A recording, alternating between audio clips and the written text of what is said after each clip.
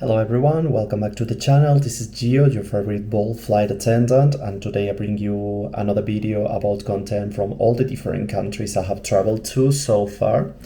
And today it is turn to talk about India, which is a country I've been visiting a few times and I will keep visiting in the future as often as I get the chance. We will start by saying that India is the world's most populous country with a population of around 1.4 billion people, making it one of the most diverse societies on earth.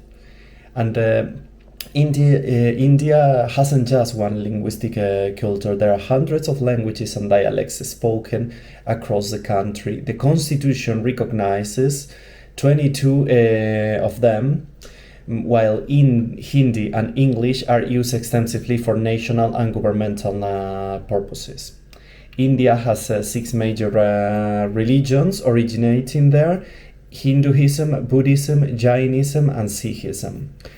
All originated in the Indian subcontinent. India is also home to a very large population of Christian and Muslim communities. The Himalayas are still growing.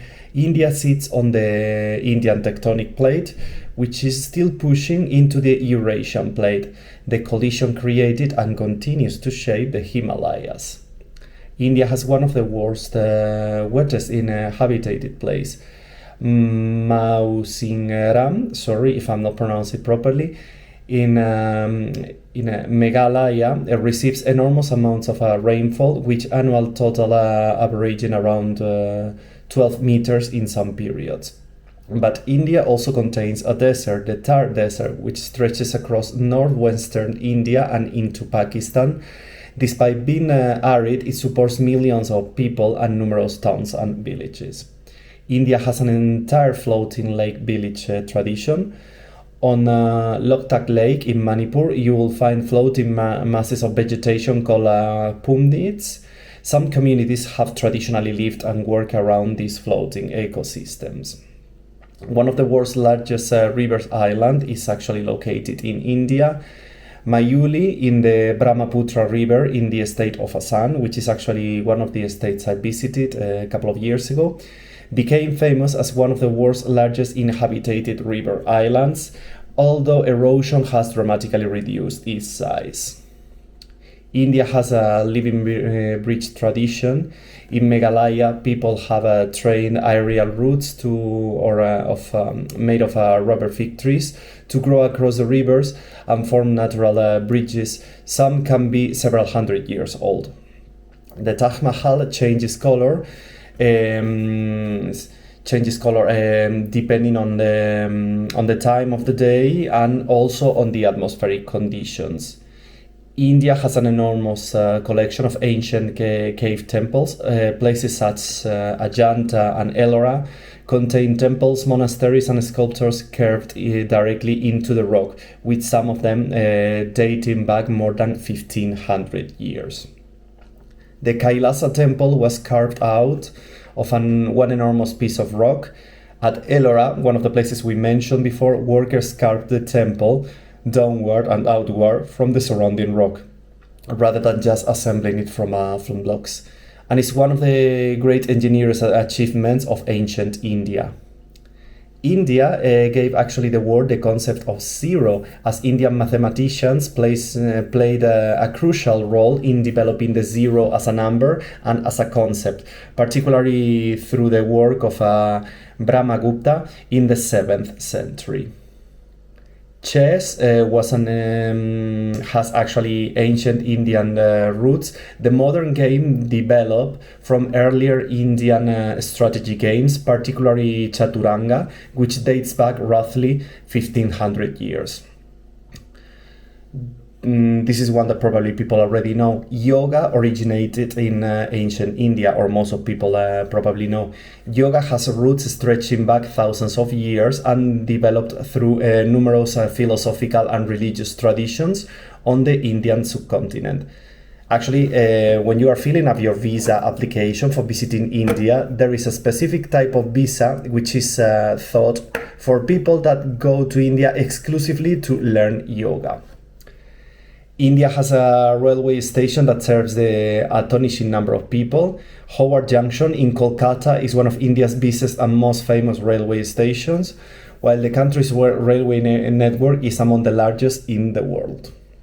India has one of the world's largest film industries. Indian cinema isn't just Bollywood. Major film industries operate in Hindi, Tamil, Telugu, Malayan, Kannada, Bengali, and several other languages. The Indian film industry produces films in dozens of languages, as we mentioned before. India has wild tigers. Actually, the symbol of India is the Bengal tiger, which is also called Indian tiger, and is home to one of the largest population of these wild animals. Conservation programs such as Project Tiger have played an important role in protecting them. And believe it or not, India has lions too, but only in a very specific area. Even though we tend to associate lions with Africa, they can also be found in Asia, in India, primarily in Gujarat's Gir landscape. It is a distinct population actually from the African lions. They are slightly different. India has a remarkable railway built through the Himalayas. The Kalka Simla Railway climbs dramatically into the mountains and is considered a UNESCO World Heritage component of the mountain railways of India. The country has one of the world's oldest continuously inhabited cities. We will be talking about Varanasi, which is traditionally considered as one of the world's oldest continuously inhabited urban settlements, with a history stretching.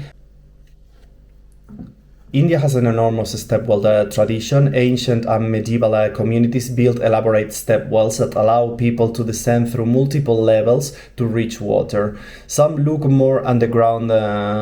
Some of them look more actually like underground palaces than wells. India has a village that is famous for having almost no crime and no doors. Shani Shingnapur in Maharashtra became famous because many homes and businesses traditionally did not use conventional doors or locks. The tradition is associated with devotion to the deity Sanyi, although modern practices have actually changed somewhat. And there is a spectacular geographical fact. India contains glaciers, tropical beaches, rainforests, deserts, high mountains, coral islands, and vast river plains.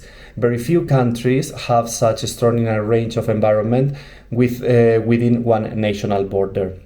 So this was the content about another country. I hope you like it, and if that was the case, please just press like down below, and also consider subscribing to the channel if you like the content, and see you soon.